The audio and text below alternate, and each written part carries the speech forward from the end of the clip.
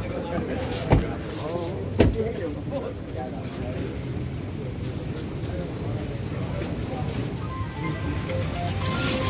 केवल महाराज जी जो है हनुमान जी के दर्शन करके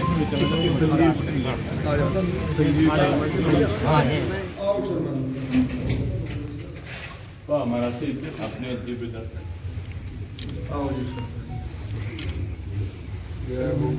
महाराज जी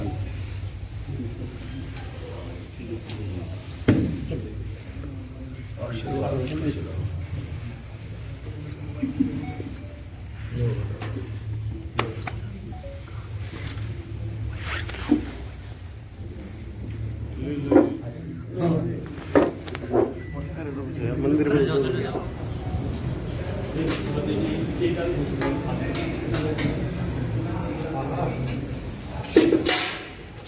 रुक जाओ यार भाई साहब थोड़ा सा यार मार्केट एम कर लो।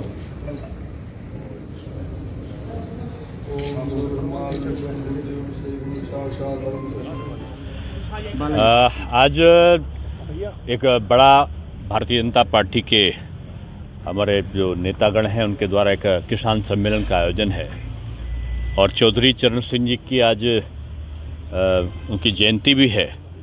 इस उपलक्ष्य में एक बड़ा कार्यक्रम वहाँ पर है। भारतीय जनता पार्टी की मोदी सरकार और योगी सरकार की प्राथमिकता किसान रहा है और किसान पर आधारित योजनाओं को लेकर पूरा बीजेपी की सरकार ने, चाहे केंद्र की रही हो चाहे प्रदेश की रही हो, उन्होंने बहुत बेहतर काम किया है। किसानों की आमदनी दोगुनी हो जाए इसके लिए विभिन्न योजनाओं को संचालित किया है।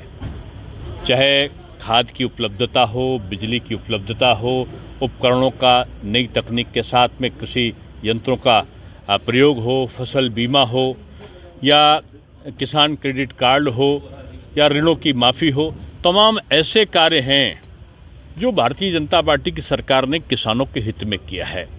चौधरी चरण सिंह जी भी किसानों के हित में उन्होंने बड़ा अच्छा काम किया था और मैं तो कहूँगा कि चरण सिंह जी के जो मानने वाले लोग थे वो भी और जो उनके नाम पर दलों की रोटियां सेक रहे थे वो लोग भी सत्ता में आए लेकिन उनकी इच्छा को पूरी नहीं कर सके थे। वो चाहते थे कि मेरठ का जाम ख़त्म हो, मुजफ्फरनगर का जाम ख़त्म हो, बड़ी बड़ी सड़कें हों, किसानों को आमदनी मिले। वो सारा काम अगर किसी ने किया है तो भारतीय जनता पार्टी की सरकार ने किया है। तो आज हम कह सकते हैं कि चौधरी चरण सिंह जी को सच्ची श्रद्धांजलि अगर किसी ने दी है तो मोदी जी ने दी है। 24,000 करोड़ रुपए का बजट था, 1,23,000 करोड़ का किसान कृषि बजट करके और किसानों के लिए गांव-गांव में जो सुविधाओं को उपलब्ध करा के उन्होंने अभूतपूर्व काम किया है, उस मैं समझता हूँ कि आज सामने आ रहा है।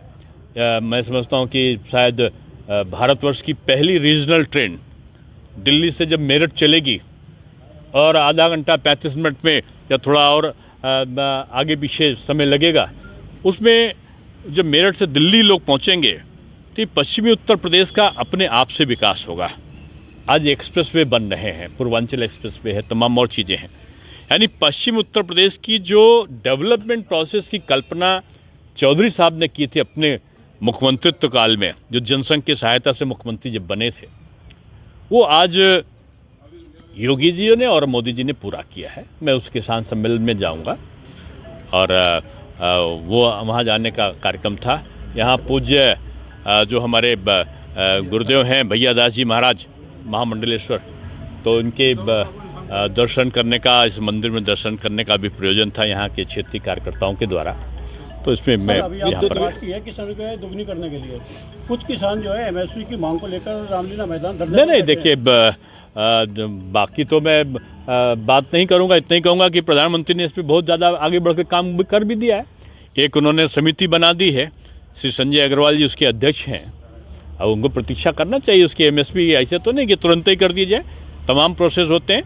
एमएसपी जल्दी होगी लेकिन उसके लिए कमेटी का एक प्रोसेस है। कमेटी अपनी रिपोर्ट सभी उसकी आनी बाकी है। और किसानों का सर कहना है कि सरकार ने जो है वादा खिलाफी की है एमएसपी को लेकर। मैंने आपको बता दिया सर, जब आप कोविड को लेके कोविड दोबारा वापस देखिए, कोविड का जो खतरे का संकेत है वो पूरे दुनिया के लिए भयावह है। और मोदी जी ने इस पे जितना बेहतर काम किया है कोविड के रोकथाम में भारतवर्ष में, वो आज दुनिया के देशों के लिए उदाहरण है।